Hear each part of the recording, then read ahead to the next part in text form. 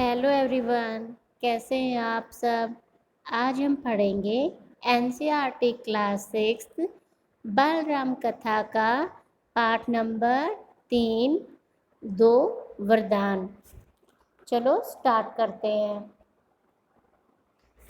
राजा दशरथ के मन में अब एक ही इच्छा बची थी, राम का राज्याभिषेक। राजा दशरथ राम का राज्याभिषेक चाहते थे, उन्हें युवराज का पद देना चाहते थे। अयोध्या लौटने के बाद से ही उन्होंने राम को राजकाज में शामिल करना शुरू कर दिया था। राम यह जिम्मेदारी अच्छी तरह निभा रहे थे। उनकी विनम्रता, विद्वता और पराक्रम का लोहा सभी मानते थे। प्रजा उनको चाहती थी, वो प्रजा को बहुत प्रिय थे। दशरथ के लिए तो वह प्राणों से प्यारे थे ही। दरबार में राम का सम्मान निरंतर बढ़ता जा रहा था। दरबार में राम का जो सम्मान है वो लगातार बढ़ता जा रहा था, वो लोकप्रिय हो रहे थे। राजा दशरथ वृद्ध हो चले थे, राजा दशरथ बूढ़े हो चले थे। मुनि वशिष्ठ से विचार विमर्श के बाद एक दिन उन्होंने दरबार में कहा, राजा दशरथ ने कहा, मैं लंबे समय तक राजकाज चलाया, मैंने बहुत लंबे समय तक शासन किया है, जैसा बन पड़ा अब मेरे अंग शिथिल हो गए हैं। राजा दशरथ ने कहा कि अब मैं बूढ़ा हो चला हूँ, मेरे जो अंग हैं अब मैं कार्य कर कर के थक चुका हूँ, मैं वृद्ध हो चला हूँ। मैं चाहता हूँ कि यह कार्यभार राम को सौंप दूँ। अगर आप सब सहमत हो तो राम को युवराज का पद दे दिया जाए। अगर आपकी राय इससे भिन्न है तो मैं उस पर भी विचार करने को तैयार हूँ। यहाँ दशरथ जी अपनी प्रजा से पूछ रहे हैं कि क्या आपकी नज़र में राम युवराज बनने लायक हैं। सभा ने तुमुल ध्वनि से राजा दशरथ के प्रस्ताव का स्वागत किया। सभा में जितने भी लोग विद्यमान थे, सभी ने बहुत ही हर्षोल्लास से दशरथ जी के इस प्रस्ताव का स्वागत किया। राम की जय जयकार होने लगी। दशरथ थोड़ी देर तक सुनते रहे, संतोष के साथ, शांति के साथ सुनते रहे। उन्होंने कहा, शुभ काम में देरी नहीं होनी चाहिए। मेरी इच्छा है कि राम का राज्याभिषेक कल सुबह कर दिया जाए। यह समाचार पलक झपकते ही पूरे नगर में फैल गया। हर जगह बस यही चर्चा थी। राज्याभिषेक की तैयारियां शुरू हो गई और यह खबर रातों रात हर जगह फैल चुकी थी। भरत और शत्रुघ्न उस समय अयोध्या नहीं थे। जो राम के छोटे भाई भरत और शत्रुघ्न थे वो उस समय अयोध्या में नहीं थे। वे अपने नाना केकय राज के यहाँ गए हुए थे।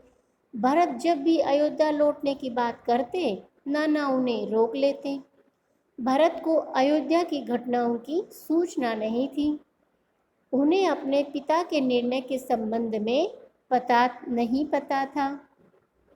यह जानकारी भी नहीं थी कि अगले दिन राम का राज्याभिषेक होने वाला है।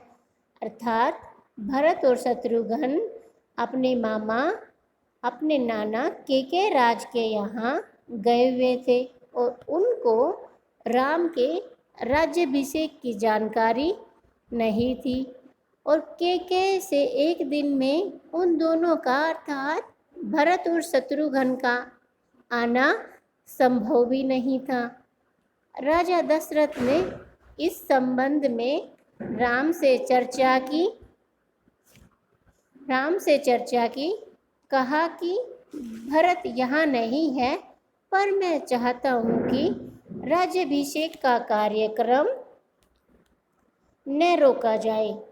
उन्होंने राम से कहा, जनता ने तुम्हें अपना राजा चुना है।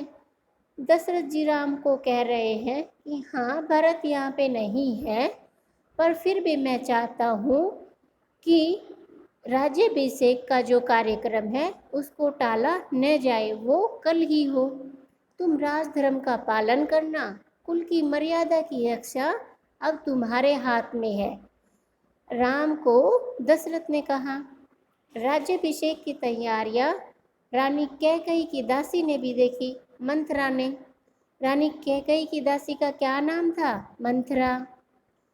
शुरू में उसे इस चहल पहल का कारण समझ में नहीं आया। शुरू में मंथरा समझ नहीं पाई कि ये क्या हो रहा है। उसको लगा कोई अनुष्ठान होगा, उसको लगा कि कोई धार्मिक कार्य होगा। इतनी रौनक, ऐसी सजावट, ऐसा कुछ उसने अन्य अनुष्ठानों में नहीं देखा था। उसे अचंभा हुआ, वो बहुत चकित हुई। कौन? मंथरा। फिर उसने रानी कौशल्या की दासी से पूछा। उसे तब पता चला कि कल राम का राज्याभिषेक होने वाला है। वह उत्सव उसी के लिए है। मंथरा जल भुन गई, अर्थात मंथरा को ये बात अच्छी नहीं लगी। राम का राज्याभिषेक उसे षड्यंत्र लगा। राम का राज्याभिषेक होना उसको कैकई के विरुद्ध एक साजिश लगा।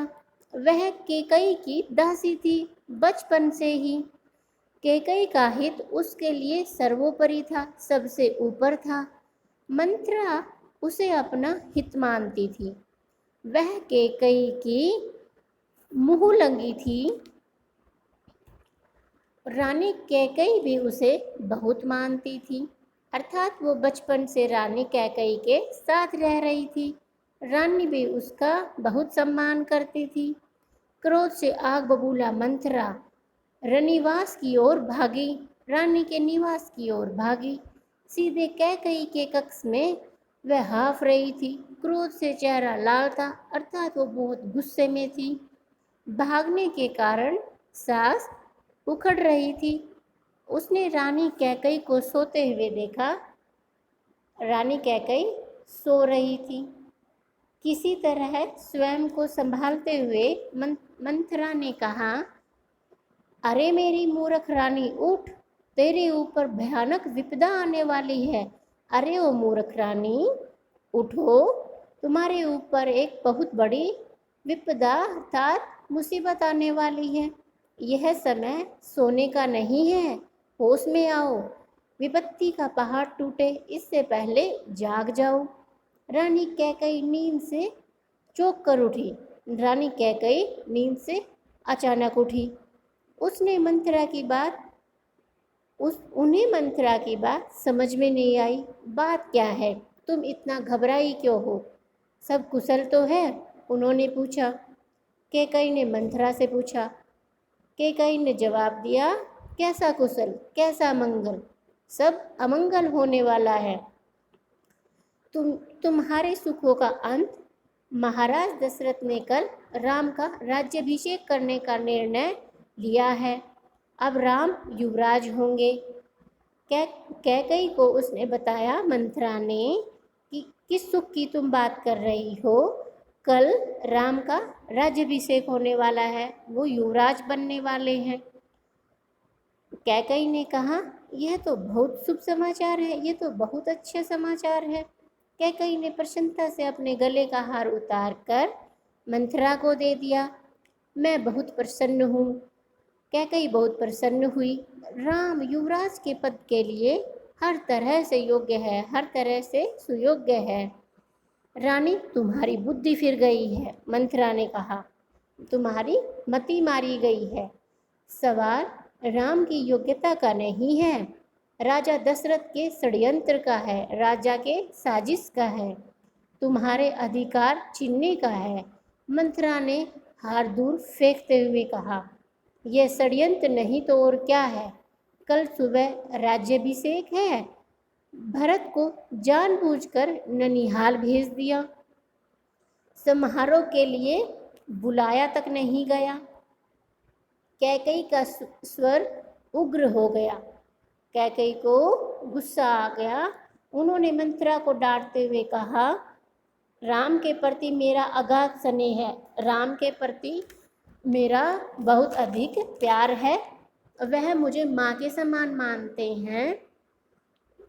तुझे इसमें षड्यंत्र दिखाई देता है? इसमें षड्यंत्र नहीं है। राम के बाद भरत ही राजा बनेंगे। राज सर्वदा ज्येष्ठ पुत्र को ही मिलता है। कैकई ने मंथरा को समझाते हुए कहा। मंथरा पर इस फटकार का कोई प्रभाव नहीं हुआ। उसके लिए यह दशरथ का षड्यंत्र था। वह रानी कैकई के पलंग पर बैठ गई, उनके बिल्कुल निकट, बहुत पास। कैकई के चेहरे की ओर देखते हुए उसने कहा, तुम बहुत भोली हो, नादान हो, तुम्हें समझ नहीं है। तुम्हें आसन्न संकट नहीं दिखता, दुख की जगह प्रसन्नता होती है। इस बुद्धि पर किसी को भी तरस आएगा। समझो रानी, राम राजा बने तो तुम कौशल्या की दासी बन जाओगी, अर्थात तुम राम की माता जी की दासी बन जाओगी। भरत राम के दास हो जाएंगे, वह राजा नहीं बनेंगे। राम के बाद अगला राजा राम का पुत्र होगा। अनर्थ को अर्थ समझने की मूर्खता मत करो रानी। राम को राज मिला तो वे भरत को देश निकाला दे देंगे, अर्थात भरत को देश से निकाल देंगे। वे भरत को दंड देंगे, अर्थात सजा देंगे। इस तिरस्कार से भरत की रक्षा करो, इस अपमान से भरत की, अपने पुत्र की रक्षा करो। रानी, कोई ऐसा उपाय करो कि राजगद्दी भरत को मिले और राम को जंगल भेज दिया जाए। मंथरा ने कहा कि हे रानी, कोई ऐसा उपाय करो कि राम को वनवास मिले और भरत को राजगद्दी। कैकई पर मंथरा की बातों का असर होने लगा। उनका सिर चकरा गया। वह पलंग से उठी तो पांव सीधे नहीं पड़े। आंखों में आंसू थे। मन भारी हो गया, अर्थात वो दुखी हो गई। प्रसन्नता की जगह अव्यक्त क्रोध ने ले ली। मंथरा के तर्कों में उन्हें सच्चाई दिखने लगी, अर्थात वो बहुत क्रोधित होने लगी। तुम ही बताओ मैं क्या करूं? कैकई ने आंसू पोंछते हुए मंथरा से कहा। मंथरा पलंग से उठी, कैकई के पास जाकर खड़ी हो गई। उसने कहा, याद करो रानी, महाराज दशरथ ने तुम्हें 2 वरदान दिए थे। दशरथ से अपना वचन पूरा करने को कहो।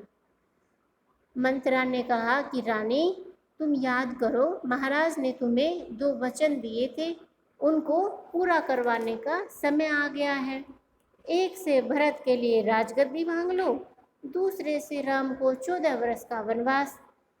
कैकई का चेहरा तमतमाया हुआ था, बहुत, अर्थात वो बहुत गुस्से में थी, क्रोध में थी। उन्हें मंथरा की बात ठीक लगी। उनके मन में एक प्रश्न अब भी था, यह बात दशरथ से कैसे कहें? उन्हें रनिवास बुलाए या प्रतीक्षा करे? उन्हें अपने निवास में बुलाए या उनका इंतजार करे? मंथरा ने कैकई के मन की बात भांप ली। मंथरा समझ गई थी। उसने कहा, तुम मैले कपड़े पहनकर कोप भवन चली जाओ। महाराज दशरथ आए तो उनकी ओर मत देखो, बात मत करो। तुम उनकी प्रिय रानी हो, तुम्हारा दुख देख नहीं पाएंगे। बस उसी समय तुम उन्हें पिछली बात याद दिलाना, दोनों वचन मांग लेना। मंथरा ने रानी को कहा कि तुम कोप भवन चली जाओ मैले कुचैले कपड़े पहनकर, अर्थात रानियां जहाँ रूठ कर बैठती थी उस जगह को कोप भवन कहा जाता है। तुम कोप भवन में चली जाओ, राजा तुम्हें प्रसन्न करने जरूर आएंगे। रानी ने कहा, मैं ऐसा ही करूंगी। महाराज का षड्यंत्र सफल नहीं होने दूंगी। मंत्रा का लक्ष्य पूरा हो गया। चलते चलते उसने रानी कैकई से कहा, राम के लिए 14 वर्ष से कम वनवास मत मांगना। भरत इतने समय में राजकाज संभाल लेंगे। जब तक राम लौटेंगे लोग उन्हें भूल चुके होंगे। अब जल्दी करो रानी, समय बहुत कम है।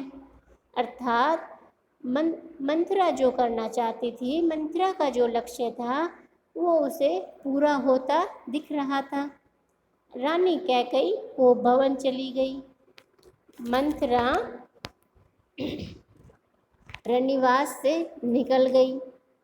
दिन भर की गहमा गहमी के बाद महाराज दशरथ को रानियों की याद आई। तुरंत रनिवास की ओर चल पड़े उन्हें शुभ समाचार देने। सबसे पहले वे कैकई के कक्ष की ओर मुड़े। कैकई वहाँ नहीं थी। प्रतिहारी से पूछा, जो द्वारपाल था उससे पूछा। पता चला कि वे कोप भवन में हैं, अर्थात वो रूठ के बैठी हुई हैं। दशरथ को चिंता हुई, कैकई कोप भवन में, परंतु क्यों? ऐसा इसलिए कि उन्हें अब तक सूचना नहीं मिली। राजा ने मन मन में सोचा, ये मैं उसे अवश्य मना लूँगा। दशरथ ने सोचा। दशरथ कोप भवन का दृश्य देखकर हैरान हो गए। उन्हें कुछ समझ नहीं आया। कैकई जमीन पर लेटी हुई थी, बाल बिखरे हुए, गहने कक्ष में बिखरे हुए, कपड़े मैले। राजा ने कहा, तुम्हें क्या दुख है? क्या हुआ है तुम्हें? मुझे बताओ। अस्वस्थ हो अर्थात बीमार हो? राजवैद्य को बुलाऊं? दशरथ ने कई सवाल पूछे, कोई उत्तर नहीं मिला। कैकई रोती रही। तुम मेरी सबसे प्रिय रानी हो, मैं तुम्हें प्रसन्न देखना चाहता हूँ। तुम्हारी खुशी के लिए मैं कुछ भी कर सकता हूँ, कुछ भी, धरती आसमान एक कर सकता हूँ। दशरथ ने कैकई को मनाने का बहुत प्रयास किया, उत्तर उन्हें फिर भी नहीं मिला। अर्थात दशरथ कैकई को मनाते रहे पर उनको कोई जवाब नहीं मिला। दशरथ भी भूमि पर बैठ गए, वो भी रानी के पास भूमि पर बैठ गए। विनती करते रहे, हाँ मैं बीमार हूँ, कैकई ने कहा। मैं अपनी बीमारी के संबंध में आपको बताऊंगी, लेकिन पहले आप एक वचन दें। मैं जो मांगू उसे पूरा करेंगे। राजा ने तत्काल हामी भर दी। राजा ने तुरंत हाँ भर दी। कहा, मैं राम की सौगंध खाकर कहता हूँ, मैं राम की कसम खाकर कहता हूँ, तुम्हारी हर इच्छा पूरी करूँगा।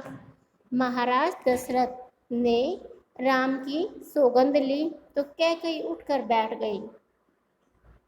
आप मुझे वे दोनों वरदान दीजिए जिसका संकल्प आपने वर्षों पहले रणभूमि में लिया था, अर्थात युद्ध के मैदान में लिया था। महाराज दशरथ ने हामी भरी। महाराज दशरथ ने हाँ भर दी। कल सुबह राज्याभिषेक भरत का हो, राम का नहीं। रानी कैकई का ये पहला वचन था कि जो राज्याभिषेक है वो भरत का होना चाहिए, ना कि राम का। कैकई ने कहा। दशरथ भौचक रह गए, अर्थात हैरान रह गए। उन पर वज्रपात सा हुआ, उन पर जैसे भीषण संकट आन पड़ा हो। थोड़ा रुक कर कैकई बोली, राम को 14 वर्ष का वनवास हो। अर्थात कैकई का दूसरा वचन था कि भरत का राज्याभिषेक हो, ये पहला वचन था, और राम को 14 वर्ष का वनवास हो, ये कैकई का दूसरा वचन था। दशरथ का चेहरा यह सुनकर सफ़ेद पड़ गया। अवाक रह गए, वो चकित रह गए, सिर चकराने लगा। वो मूर्छित होकर गिर पड़े, अर्थात वो बेहोश होकर गिर गए। कुछ देर में राजा को होश आया। कैकई की ओर देखा, बड़े बड़े कातर भाव से बोले, बड़े ही भयभीत होकर बोले, यह तुम क्या कह रही हो? मुझे विश्वास नहीं होता कि मैंने सही सुना है। कैकई अड़ी रही, अर्थात कैकई वही रट लगाई थी, अपनी जिद पर अड़ी रही, करते रहे। दशरथ कैकई की मांग को अस्वीकार करते रहे। दशरथ ने कैकई की मांग को स्वीकार नहीं किया, अनर्थ बताते रहे। तब कैकई ने अंतिम हथियार चलाया। तब कैकई ने अपना जो अंतिम हथियार था वो चलाया। अपने वचन से पीछे हटना रघुकुल का अनादर है। कैकई ने महाराज को कहा कि अपने वचन से पीछे हटना ये रघुकुल का अपमान होगा। आप चाहें तो ऐसा कर सकते हैं, पर तब आप दुनिया को मुंह दिखाने योग्य नहीं रहेंगे। यही मेरी बात आप वरदान नहीं देंगे तो मैं विष पीकर आत्महत्या कर लूँगी। यह कलंक आपके माथे होगा। रानी ने अपना आखिरी हथियार चलाते हुए कहा कि अगर आप मेरी बात नहीं मानेंगे तो मैं जहर पीकर खुद को मार डालूँगी, आत्महत्या कर लूँगी और इसका कलंक आपके सर होगा। राजा दशरथ यह सुन नहीं सके, दोबारा बेहोश हो गए। राजा दशरथ रानी की ये बातें सुनकर दोबारा बेहोश हो गए। रात भर बेसुध पड़े रहे। रात भर वो ऐसे ही बेहोश पड़े रहे। बीच बीच में होश आता, वह कैकई को समझाते, गिड़गिड़ाते, धमकाते, डराते, पर कैकई टस से मस नहीं हुई। सारी रात इसी तरह बीत गई। अर्थात राजा ने हर संभव प्रयास किया कि कैकई मान जाए, अपने जो वो 2 वचन हैं उनको वो वापस ले ले, पर राजा की बातों का कैकई पर कोई असर नहीं हुआ। थैंक यू स्टूडेंट्स, ये थी आज की हमारी पाठ नंबर 3 2 वरदान। आपको कैसी लगी वीडियो कमेंट करके ज़रूर बताना। मिलते हैं नेक्स्ट वीडियो में। Thank you.